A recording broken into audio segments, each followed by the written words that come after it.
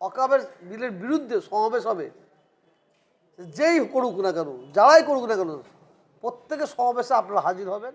ফুরফুরা শরীফের পীরজাদারা উপস্থিত থাকবেন এবং আইনজীবীরা উপস্থিত। সম্পত্তি হচ্ছে কেন্দ্রীয় সরকারের বাবার সম্পত্তি নয়, রাজ্য সরকারের বাবার সম্পত্তি নেই, এটা আমাদের বাবার সম্পত্তি। আগামী 19শে ডিসেম্বর কলিকাতা রানী রাসমণি রোডে বেলা 12টায় কেন্দ্রীয় সরকারের ওয়াকাব বিলের বিরুদ্ধে আমরা এক সমাবেশ করতে চলেছি।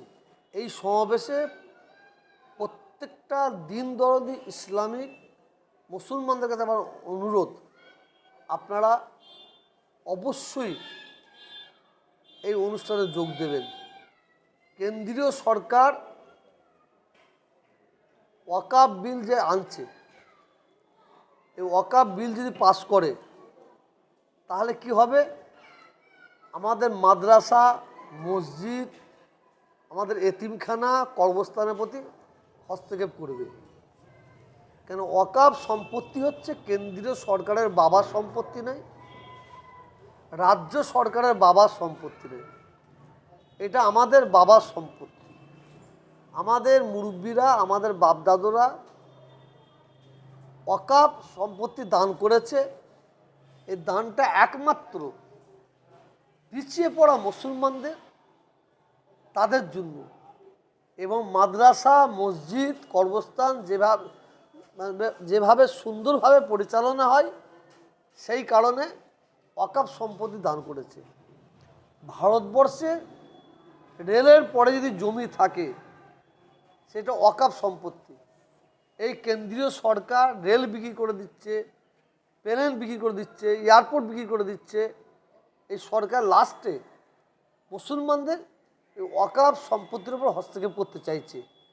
অতএব এই ওয়াকাব সম্পত্তি যাতে বজায় থাকে, বিল যাতে পাস করতে না পারে, তার জন্য আমাদের এই জনসমাবেশ।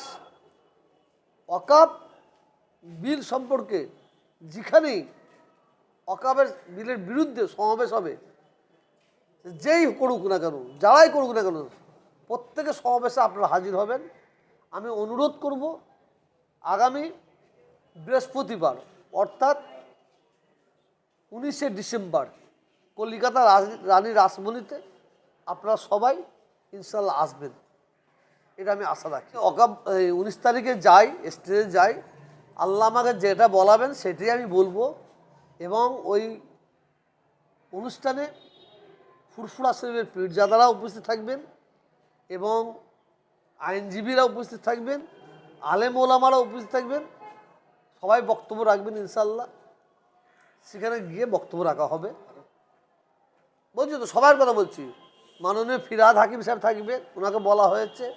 কল্যাণ ব্যানার্জিকে বলা হয়েছে। জনাব হযরত পীর ইসমাইল সিদ্দিকী সাহেবকে বলা হয়েছে। আমাদের পীরজাদাদের বলা হয়েছে। সব ইনশাল্লাহ সব যাবেন।